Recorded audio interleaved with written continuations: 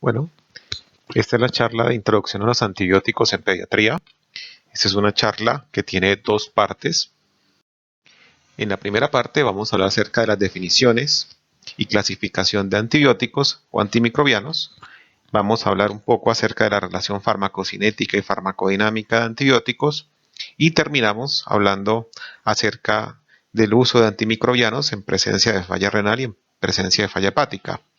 En la segunda parte, en la segunda charla, que estará en otro video, hablaremos de los mecanismos de acción de los antibióticos, los mecanismos de resistencia antimicrobiana y aspectos generales de uso y selección de antimicrobianos. Bien, entremos a la primera parte, que son las definiciones. Un antibiótico, tanto como un quimioterapéutico, son sustancias químicas. La diferencia entre un antibiótico y un quimioterapéutico es básicamente que el antibiótico es producido por un microorganismo, mientras que un quimioterapéutico es producido por síntesis química. Pero ambos van a eliminar o a inhibir el crecimiento, por ejemplo, bacteriano.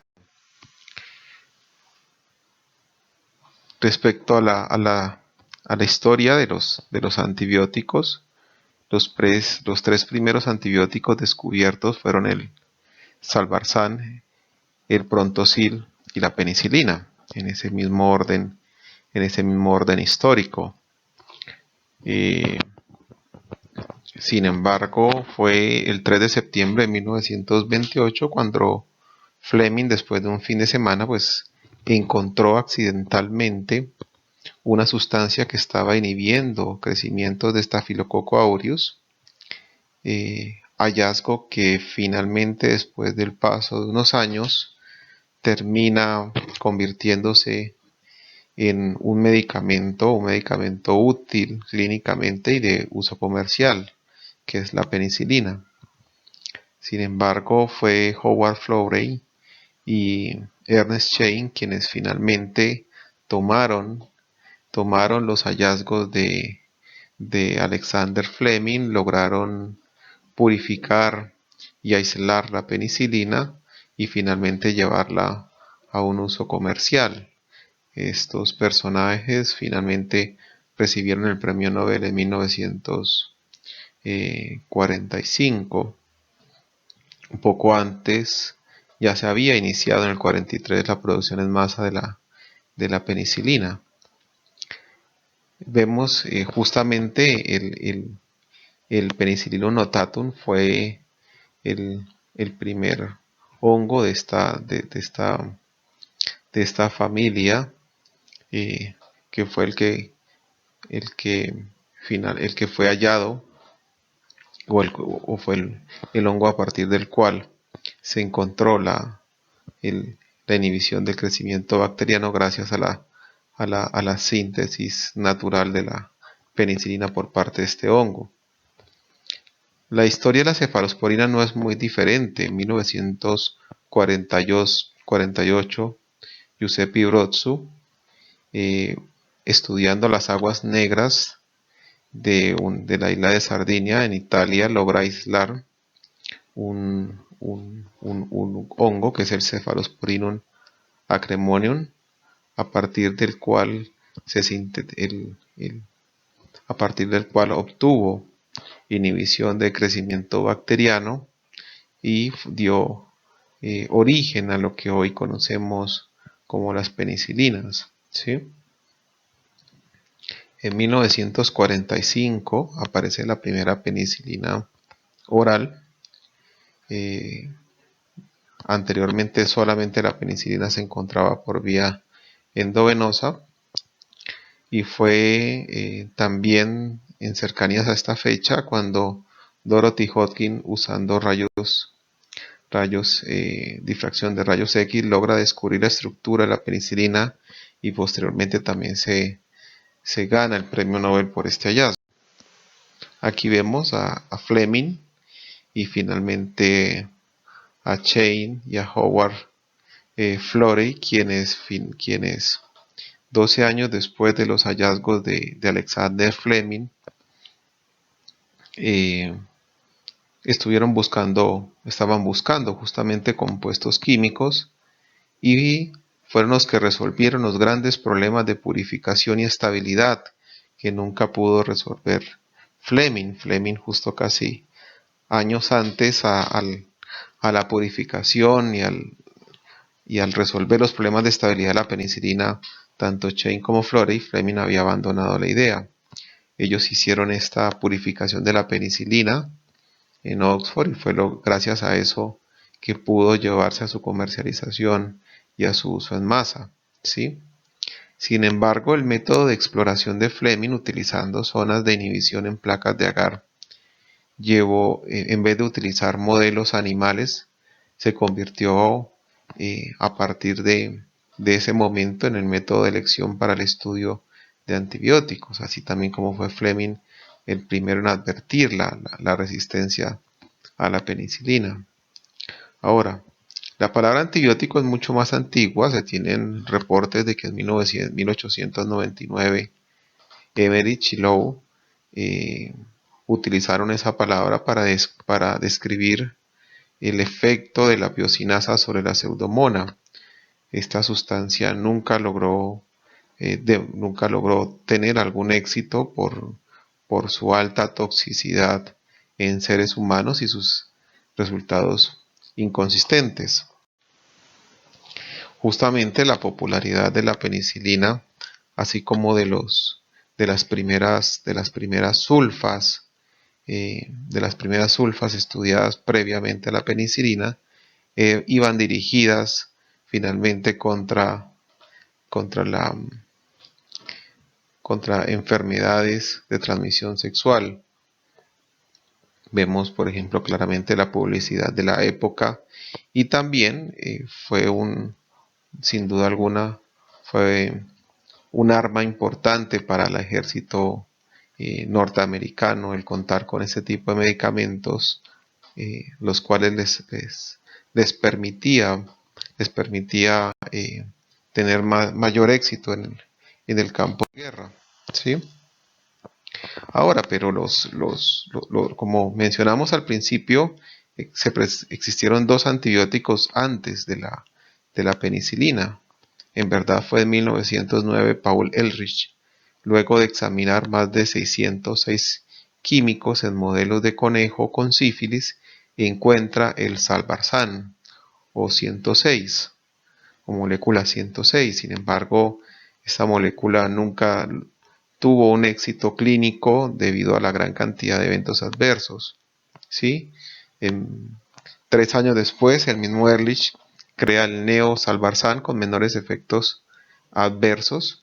Esto ocurre en Alemania y se convierte para la fecha en el primer tratamiento o el tratamiento de elección para la sífilis hasta que en los años 40 se comienza a comercializar la penicilina. La importancia de Ehrlich fue de que permitió utilizar una serie de métodos que utilizó en 1935 en Alemania Gerard Domack, y con el cual logran, a partir de este estudio de una gran cantidad de sustancias químicas, utilizando los mismos métodos de Ehrlich, sintetizar la primera sulfa, la KI 730, ¿sí? Justamente fue muy anecdótica la historia de Gerard Domack, el cual en 1939 se le otorgó el premio Nobel, pero en esa época Hitler lo obligó a declinar del premio Nobel debido a los comentarios antifascistas de otro premio Nobel, ¿sí? de Ossietzky. Entonces, pero sin embargo, Gerard Domack logró recibir el premio Nobel finalmente hasta 1965, ¿sí? Justamente este medicamento que logró sintetizar esta primera sulfa en los años 35 fue el primer antibiótico, el primer antibiótico útil para la meningitis y fue comercializado por Laboratorios Bayer en la época, se conoció como Prontosil, ¿sí? estas dos sustancias de origen sintético, tanto el Prontosil como el Salvarsan, fueron los que dieron finalmente origen a la búsqueda de antibióticos por sintéticos. Años después llegan las quinolonas o el linezolid, que son otros antibióticos sintéticos. Y también vemos claramente en la línea de tiempo, después de la aparición de las sulfas, de las penicilinas, de los betalactámicos, de las penicilinas orales. Otro hallazgo muy importante ocurrió en 1944, cuando ya se estaba iniciando a comercializar la penicilina, con el descubrimiento de una sustancia producida por el Streptomyces griseum, que fue finalmente la streptomicina, el primer antituberculoso el cual se comercializó en Estados Unidos.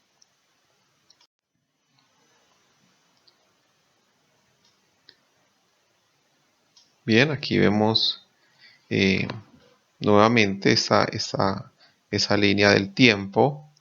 En esa línea del tiempo, en 1960, ya se comienza a hablar de la resistencia antibiótica mediada por plásmidos, ¿sí?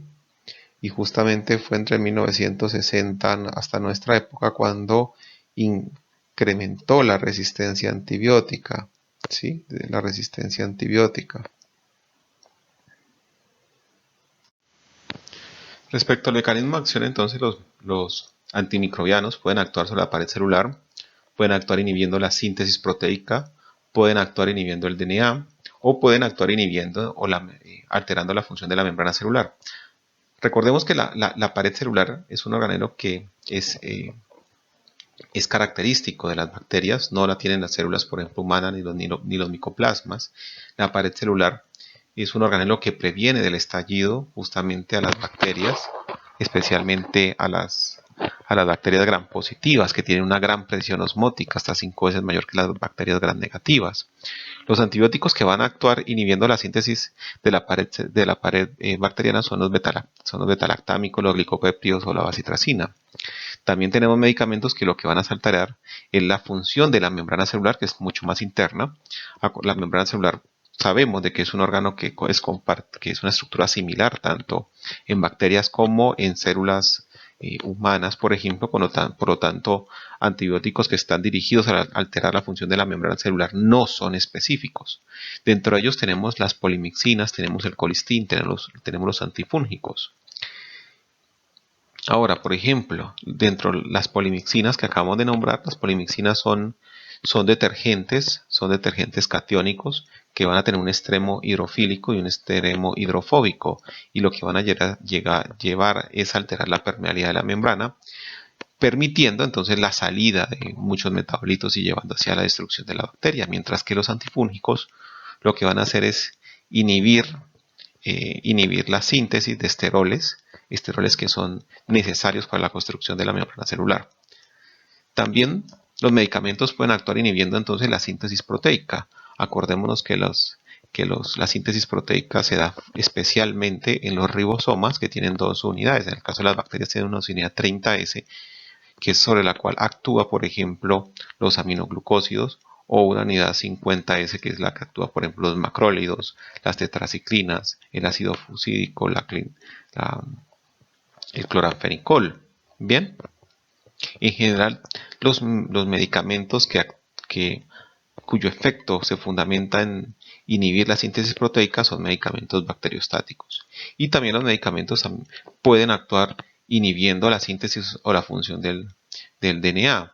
Tenemos dentro de estos medicamentos las quinolonas. Las quinolonas lo que van a hacer es inhibir la replicación del ADN, van a inhibir específicamente la DNA girasa, la cual corta la doble hélice en fragmentos a los que superenrolla en sentido negativo, y a continuación pues procede al sellado de los extremos cortados. Bien, si se inhibe esa enzima, se va a inhibir entonces la síntesis del DNA. Otros medicamentos que actúan inhibiendo la síntesis del DNA tenemos la rifampicina, un antituberculoso de primera línea, que lo que hace es es unirse a la ARN, a la subunidad beta de la ARN polimerasa, impidiendo la formación de esta enzima y del complejo y la ARN polimerasa, que es una enzima que participa directamente en la transcripción. Otro grupo de medicamentos muy importantes que actúan inhibiendo la síntesis de ácidos nucleicos son las sulfas y el trimetoprim. ¿Sí? En este caso, tanto la sulfa como el trimetoprim son análogas de sustancias endógenas. En el caso de las sulfas, son análogos de del PABA, que ocasiona una inhibición competitiva durante la síntesis de folato. ¿Sí?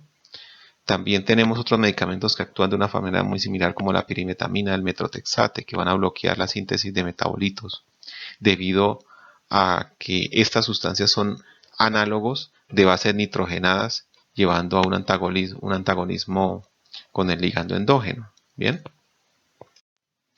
Ahora las podemos clasificar los antimicrobianos según el espectro. Bien. En medicamentos con un amplio espectro, que son antimicrobianos que van a interferir con el crecimiento de uno o más grupos bacterianos. Dentro de esos tenemos las penicilinas, los glicopéptidos, la rifampicina, las tetraciclinas, el cloranfenicol. O tenemos el caso de antimicrobianos de un espectro totalmente reducido, en el cual van a actuar sobre un número limitado de especies. En este caso tenemos, por ejemplo, los glicopéptidos. O tenemos, ahora, según la solubilidad, podemos ver que hay antimicrobianos que son hidrofílicos, el caso de los betalactámicos, de los aminoglucósidos, de los glucopéptidos como la vancomicina o el colistin. O antimicrobianos que son lipofílicos, como las quinolonas, como la rifampicina, como los macrólidos, como las tetraxiclinas o como las oxazolidionas. Bien, son medicamentos que son lipofílicos, y esto es muy importante porque de acuerdo a la presencia o no de falla renal o falla hepática, se puede llegar a aumentar o disminuir la eliminación de medicamentos hidrofílicos. Bien. También los podemos clasificar según su efecto en bacteriostáticos y bactericidas. Los medicamentos bacteriostáticos son aquellos que van a bloquear la multiplicación celular, pero no van a ocasionar una lisis. Por lo tanto, medicamentos bacteriostáticos, el efecto bacteriostático es totalmente reversible al retirar el medicamento. Ejemplos, tenemos la eritromicina, los macrólidos, las sulfamidas, el trimetoprim, las tetraciclinas. Mientras que medicamentos bactericidas sí van a provocar la muerte celular, y es un proceso que es totalmente irreversible. Dentro de ellos tenemos los aminoglucósidos, los betalactámicos, la vancomicina, las quinolonas, la rifampicina, el metronidazol. ¿Sí? Ahora, los que producen una acción bactericida, la cual no siempre está correlacionada con la concentración, es el caso de los betalactámicos y los glicopéptidos como la vancomicina, ¿sí? Con los que se tiene máxima eficacia a concentraciones 5 a 10 veces superior de la concentración inhibitoria mínima. Bien. Y más allá de esas concentraciones se alcanza un estado MZ y no se tiene una mayor duración del efecto posantibiótico. Bien.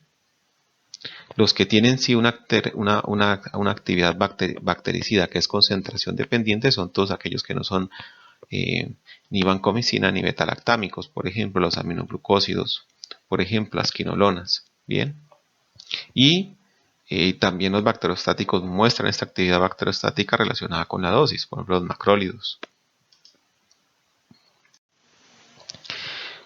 Ahorita hablamos de un término que es la concentración inhibitoria mínima o mínima inhibitoria. Es la menor concentración capaz de inhibir el crecimiento de 10 a las 5 bacterias en un mililitro de medio de cultivo tras 18 a 24 horas luego de su incubación. Y la sensibilidad justamente es una consecuencia del resultado de la concentración inhibitoria mínima. Bien, es la menor concentración de antibiótico capaz de inhibir el crecimiento de 10 a las 5 bacterias.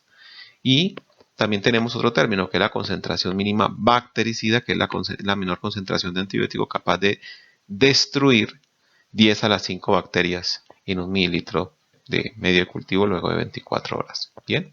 Entonces, la concentración mínima inhibitoria es un aspecto que habla acerca del efecto bactericida, porque habla sobre inhibir el crecimiento bacteriano, mientras que la concentración mínima bactericida sí habla efectivamente de lisar bacterias. Bien.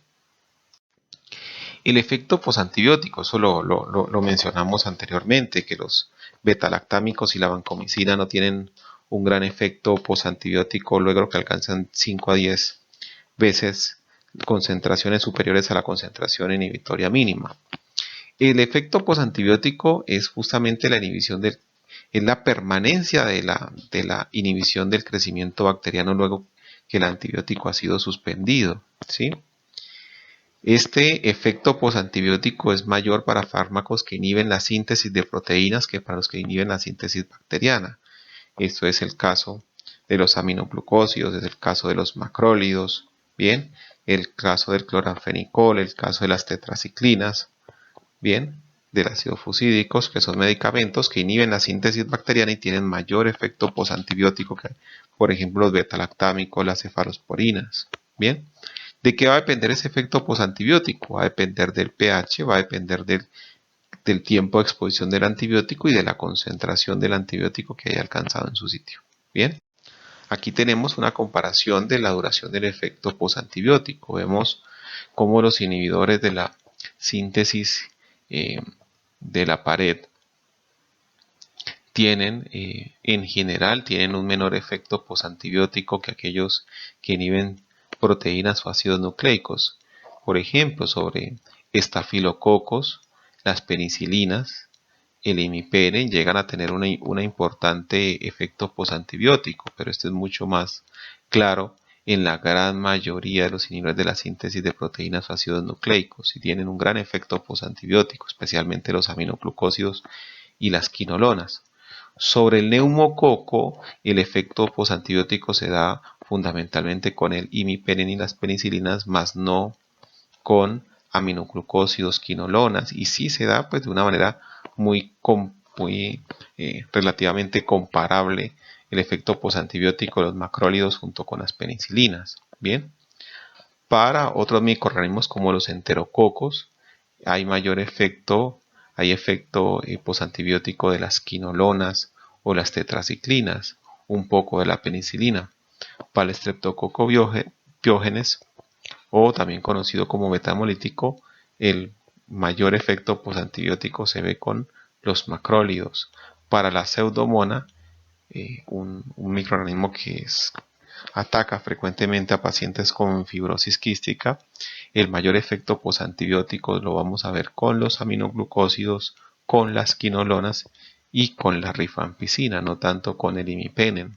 Bien, la E. coli, la Klebsiella y Enterobacter cloacae, que son microorganismos que son causales frecuentes de infecciones urinarias, vemos que hay un gran efecto posantibiótico utilizando aminoglucósidos, que como vemos que no es muy diferente al que se puede alcanzar con imipenem. Con las penicilinas sí efectivamente no hay ningún tipo de efecto posantibiótico y están justamente en un perfil muy similar a aminoglucósidos y quinolonas en el perfil de duración del efecto posantibiótico para estas bacterias gram negativas. Bien, vamos a hablar un poco de la relación pKa de antibióticos. Tenemos tres índices fundamentales: la concentración máxima sobre la concentración mínima definitoria. Este cociente es lo que va a relacionar la concentración máxima obtenida a través de un bolo intravenoso con la concentración del microorganismo. Ahorita vamos a ver cuál es la utilidad de estos índices, pero primero tenemos que conocer su definición. El otro índice es el cociente entre el área bajo la curva y la concentración mínima inhibitoria y va a relacionar la cantidad total de medicamento administrado en 24 horas sobre la MIC. Y tenemos el tiempo sobre la MIC, que es el porcentaje de tiempo en el cual una dosis alcanza una concentración sérica o plasmática superior a la SIM de la bacteria. ¿Para qué es útil esto? Vemos de que hay antibióticos cuyo patrón de actividad es un patrón de actividad donde el efecto antibiótico es dependiente de la concentración y se caracteriza por tener efectos persistentes prolongados. ¿Qué grupos de antibióticos tienen este perfil de ser concentración dependiente? Los aminoglucósidos, ¿bien? Y las quinolonas y la atomicina, ¿bien? Entonces, en este tipo de antibióticos lo importante es maximizar la concentración. Bien, maximizar la concentración. ¿Cómo hago para seguir estos pacientes, para seguir esta relación farmacocinética y farmacodinámica? Pues yo debo estimar entonces justamente la concentración del área bajo la curva de 24 horas sobre la concentración mínima inhibitoria reportada. Bien. O también una cuestión es el pico de concentraciones plasmáticas debido en la MIC. Bien. El otro tipo de antibióticos según el perfil PKPD son aquellos que son tiempo dependientes para tener un efecto, ¿sí? Y tienen muy pocos efectos persistentes, o sea, la mayor cantidad del efecto posantibiótico se da con medicamentos concentración dependientes, mientras que con estos tiempo dependientes no se da un efecto posantibiótico tan marcado. Hacen parte de este grupo de medicamentos los carbapenems, las cefalosporinas, la eritromicina, algunas penicilinas, el linezolid. Con estos medicamentos lo que uno busca es maximizar la duración del efecto. Por eso el porcentaje de tiempo que se dura por encima de la max es el parámetro con el cual se vigilan este grupo de medicamentos. Y por último tenemos un tercer patrón, que es un patrón en el cual, si bien los efectos van a depender del tiempo, tienen un efecto moderado o incluso prolongado posantibiótico. En este caso tenemos a la acitromicina, que va a ser entonces un antibiótico tiempo dependiente pero con un efecto prolongado, la clindamicina, las tetraciclinas, la vancomicina. Entonces, con estos medicamentos el objetivo es maximizar la cantidad de fármaco. Bien, y en una curva de 24 horas poder establecer el área bajo la curva y relacionarla con la concentración mínima. Bien. Aquí tenemos justamente lo que hablábamos anteriormente. Entonces, esta es la MIC. El tiempo que dure el antibiótico por encima de la MIC va a ser el aspecto clave para definir la potencial efectividad de un medicamento tiempo dependiente. Un medicamento concentración dependiente es un medicamento que va a depender su efectividad fundamentalmente de la concentración máxima sobre la concentración mínima inhibitoria, ¿sí?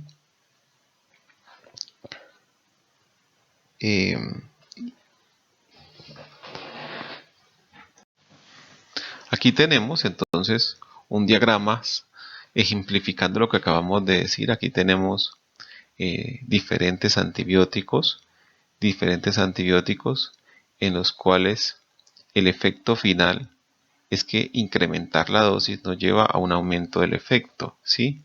¿Y esto por qué? Porque en este caso lo más importante en este antibiótico es el tiempo que se dure por encima de la MIC, ¿bien? Entonces, la gran mayoría de los antibióticos requieren estar más de un 60% del tiempo que están en el organismo por encima de la MIC para que tengan una efectividad óptima. O tenemos también los medicamentos concentración dependiente, como es el caso, como veíamos el caso de los aminoglucósidos. Bien, entonces aquí la necesidad es tener un pico alto de concentración. Bien, y un incremento en la dosis sí va a llevar a incrementos en el efecto.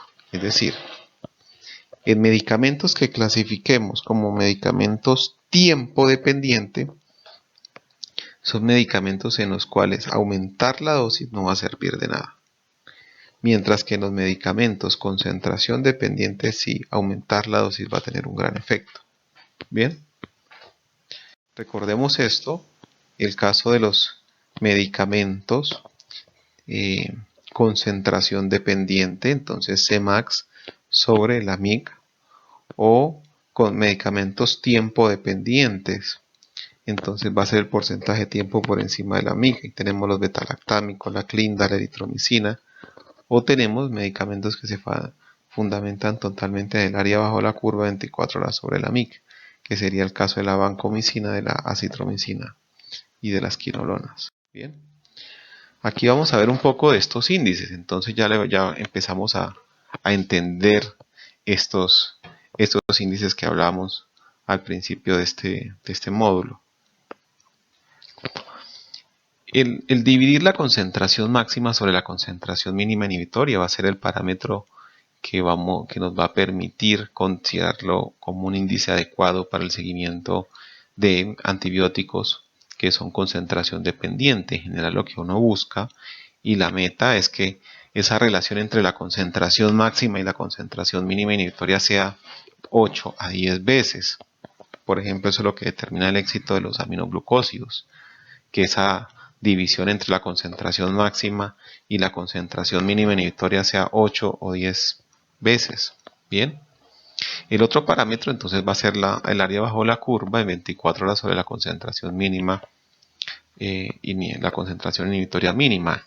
Este parámetro va a ser ya muy importante, va a ser muy importante para antibióticos que son concentración dependientes como aquellos que son también tiempo dependientes, que están en ese campo medio y que tienen un efecto posantibiótico prolongado, como es el caso de de la acitromicina. ¿Cuánto es el valor normal que debe tener esta división del área bajo la curva sobre la concentración inhibitoria mínima? Es de 125. ¿Sí? Si ese cociente es mayor de 125, se va a tener éxito terapéutico con este grupo de medicamentos, como son las quinolonas, las tetraciclinas, el linezolid. Ahora, ahora el parámetro del porcentaje de tiempo por encima de la concentración inhibitoria mínima va a ser un parámetro entonces muy útil para los medicamentos antibióticos que son tiempo dependientes, ¿sí? Es el porcentaje de tiempo que está por encima de la CIM y el valor normal es por encima de un 40%. Justamente tener un porcentaje de tiempo por encima de la 100 superior al 40% es lo que predice el éxito terapéutico de las penicilinas con el Streptococcus pneumoniae. Entonces no se nos olvide la relación entre la concentración máxima y la CIM. El valor ideal es por encima de 8 a 10 veces. El valor de tiempo por el porcentaje de tiempo por encima de la CIM es superior al 40%. Y el valor del área bajo la curva sobre la CIM debe ser superior a 125. Bien, entonces aquí vemos la ejemplificación de lo que hemos mencionado. Aquí tenemos un paciente que tiene una concentración máxima y que tenemos la CIM que nos reporta el laboratorio. Dividimos estos valores y vamos a poder saber si estamos entre 8 o 10, que es lo ideal para los aminoglucósidos o las quinolonas. Bien. Aquí tenemos, por ejemplo, este caso. Tenemos un paciente febril que tiene el reporte que tiene una E. coli con una CIM de agentamicina de 3 miligramos por litro.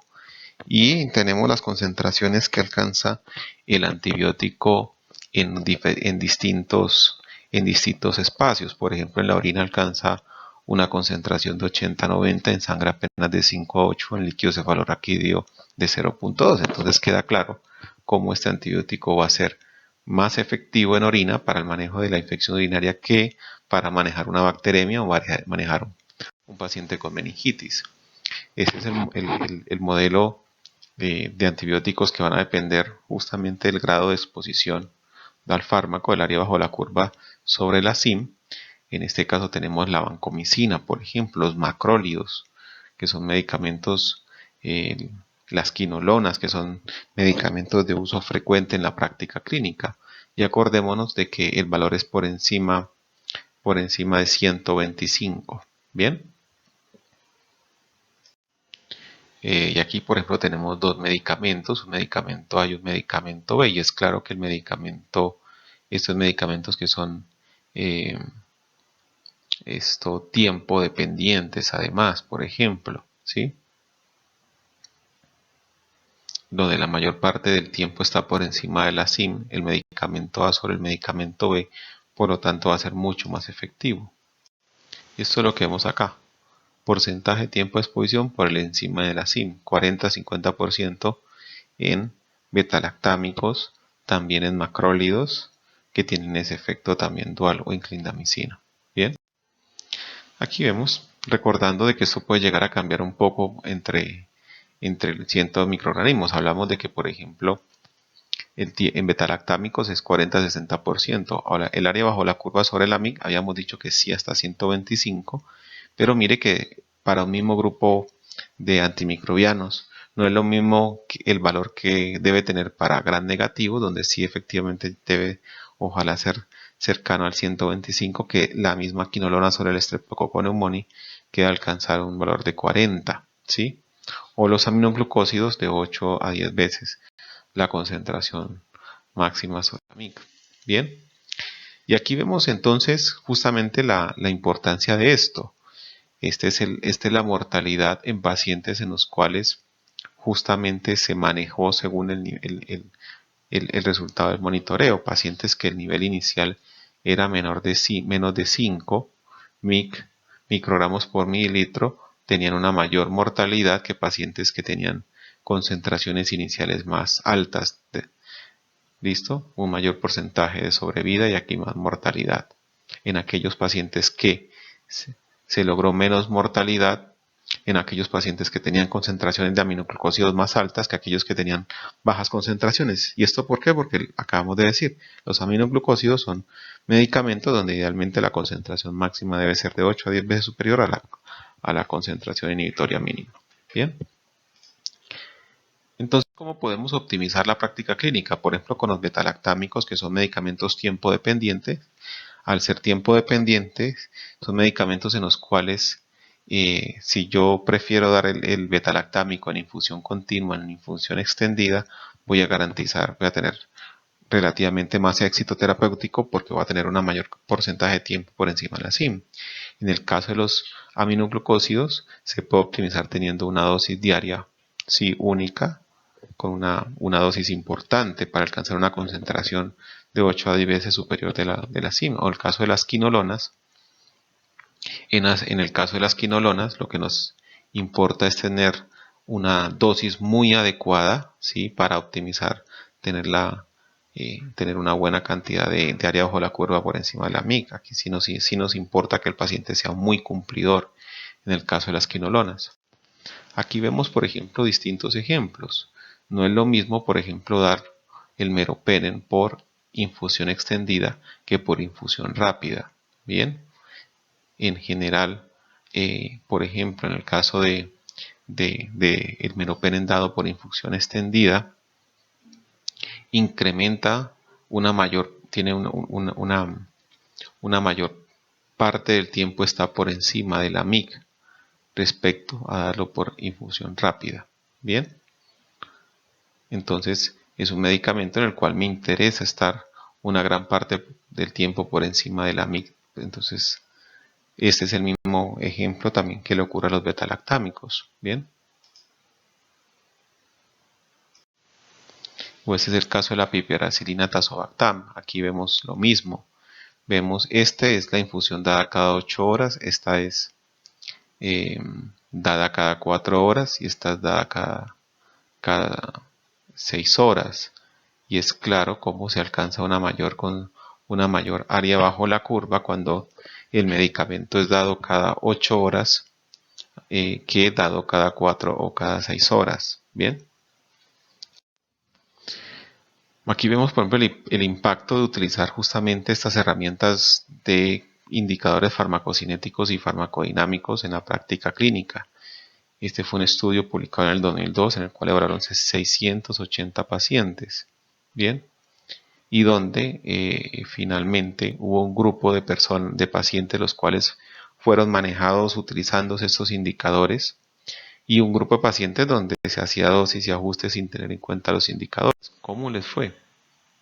Efectivamente, en el grupo donde se establecieron estos indicadores farmacocinéticos farmacodinámicos, la mortalidad fue menor y también la falla del tratamiento, así como la estancia hospitalaria.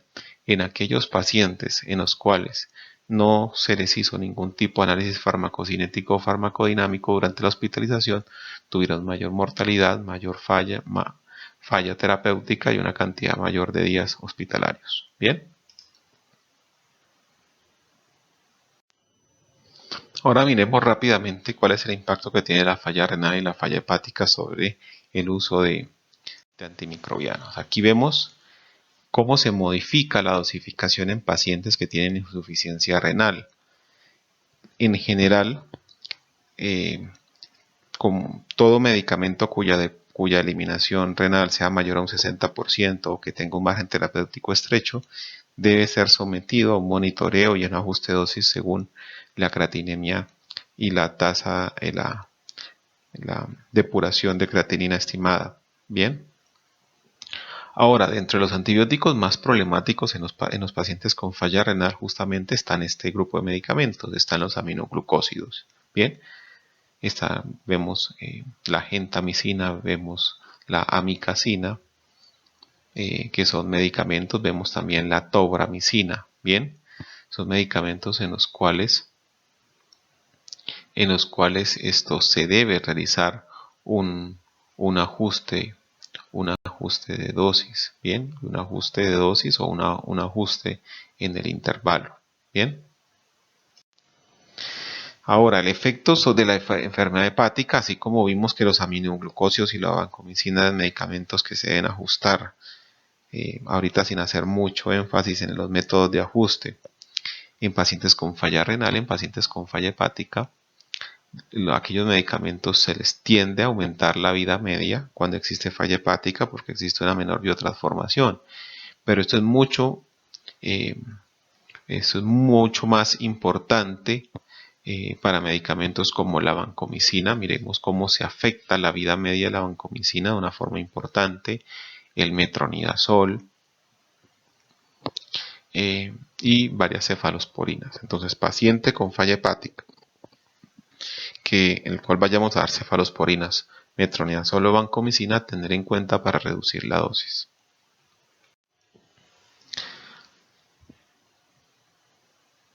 Ahora, medicamentos que tienen una alta eliminación por vía biliar, también tener en cuenta en pacientes que tienen alguna alteración hepática o de las vías biliares. Medicamentos que son eliminados principalmente por vía renal, por vía hepática, tenemos o que tienen un importante porcentaje de eliminación por vía biliar respecto a la concentración sanguínea. Tenemos la ampicilina, tenemos la ceftriaxona, una cefalosporina ampliamente utilizada, tenemos la clindamicina, tenemos el metronidazol y el ciprofloxacino, ¿sí? Ahora, ¿qué medicamentos deben entonces modificarse su prescripción en pacientes con falla hepática? Antimicrobianos veíamos anteriormente, las cefalosporinas, la eritromicina, antifúngicos como los imidazoles, antivíricos como la diadenosina, o teníamos el caso también del metronidazol, de la isoniazida, el cloranfenicol, los cuales tienen que modificarse la dosis, reducirse la dosis en